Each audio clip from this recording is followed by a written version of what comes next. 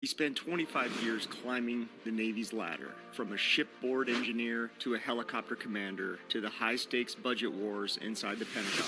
But then he realized something terrifying about military service. The treadmill eventually stops. And if you don't know where you're stepping off, you're going to fall. Captain Shelby Mounts was a master of outcomes. We talk about courage gets confidence. Fear disappears before you act. But every person you're about to hear from chose to move anyway.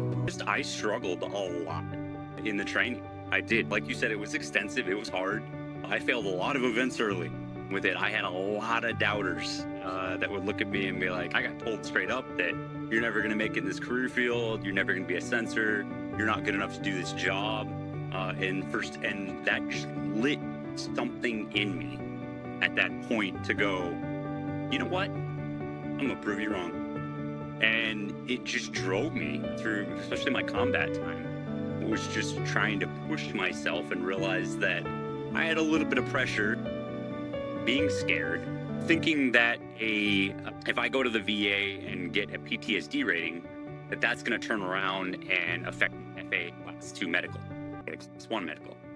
It just depends on that thought process there, but that one's a huge one because, but our listeners might not. A large part of this is, hey, what do you do when you get out? You trade a flight suit for a polo and go and do it as a contractor.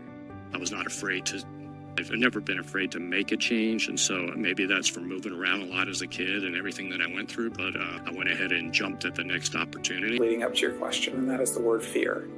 And I think we need to come back to that word over the course of this conversation because misunderstandings generally can be rooted deeply in fear and fear of the unknown, especially.